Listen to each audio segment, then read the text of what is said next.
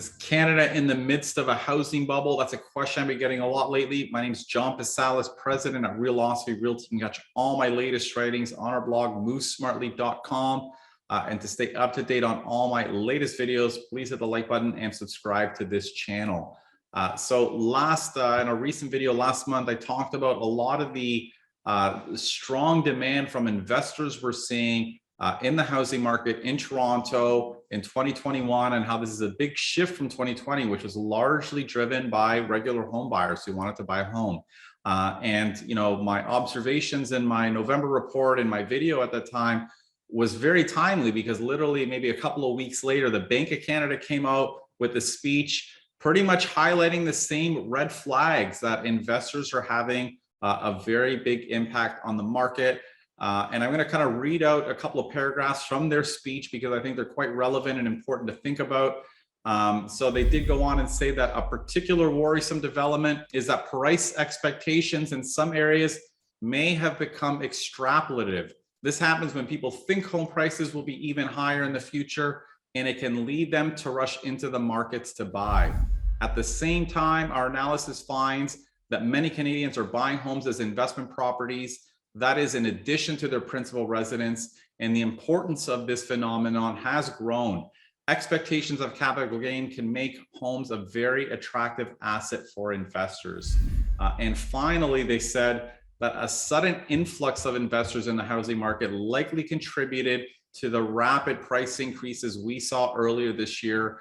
In such a case, expectations of future price increases can become self-fulfilling, at least for a while, and that can expose the market to a higher chance of a correction. And if one occurs, the damage can spread far beyond the investors. That's because for many households, their wealth and access to low-cost credit are tied to the value of their home.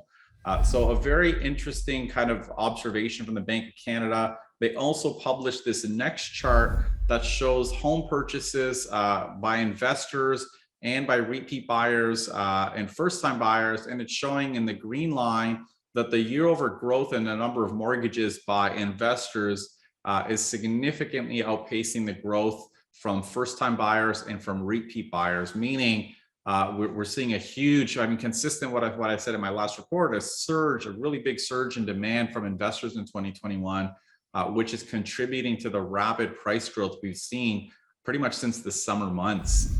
So, kind of going back to our earlier question, is this a housing bubble that the Bank of Canada is worried about? Well, they didn't use the term, but they've effectively described a bubble. If we look at sort of some of the common definitions, this one is from economist Joseph Stiglitz, who said, if the reason that the price is high today is only because investors believe that the selling price will be high tomorrow, when fundamental factors do not seem to justify such a price, then a bubble exists. So this kind of speaks to, what the Bank of Canada is calling these extrapolative expectations. If we're buying simply because we believe prices will be higher tomorrow, that's what they mean when they say it's self-fulfilling. It's just going to keep going until we believe it's going to keep going, and then it's eventually going to stop one day, obviously. And then when we think about this could refer to any type of asset bubble, this quote, but when we think about housing bubbles, more specifically, economists Robert Shiller and Carl Case said this. They said that this is what a bubble is all about: buying for the future price increases rather than simply for the pleasure of occupying the home. And it's this motive that is thought to lead to instability to bubbles, a tendency to crash when the investment motive weakens. So the Bank of Canada is not calling it a bubble, but effectively they're indirectly describing bubble-like symptoms that they're concerned about. Now, not everybody agrees with this. Former CMHC CEO Evan Siddall had this to say. He said, I don't think we're in a bubble. If demand is going up and supply is not, prices will go up. That's not a bubble.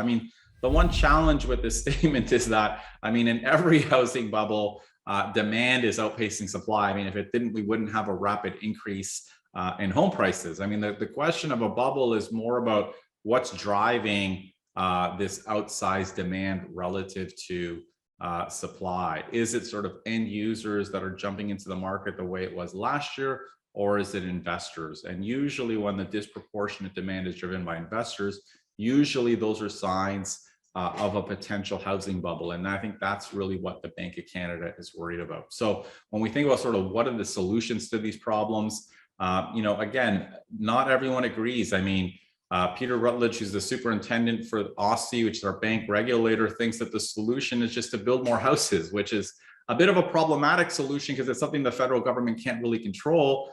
It's a quote unquote solution that we've been trying to, work towards for 10 years. And it hasn't really materialized. And the reality is, I don't know if in any history of a housing bubble where you can kind of just build yourself out of strong investor speculative demand. So I'm not sure if I agree with his solution. I think probably the more accurate one is one shared by David Rosenberg recently on a BNN interview, who said the solution is just to tighten credit, excuse me, on investors. Either increasing down payment requirements, basically making it harder for investors to borrow money to invest on investment property. So we'll see if the federal policymakers do this. This is probably the thing that we might see happen in the new year. If federal governments are going to clamp down on anyone, it's going to be probably on investors. But again, we'll have to see if this is what they do. And if they do that, that could certainly take some of the heat of the market, ease the demand, and take some of the pressure off of prices. But again, we'll have to see if this is something that federal policymakers end up targeting in the new year to try to take some heat out of the market. I hope you found this video helpful. If you have any questions, please post them in the comments below or send me an email at askjohn@movesmartly.com.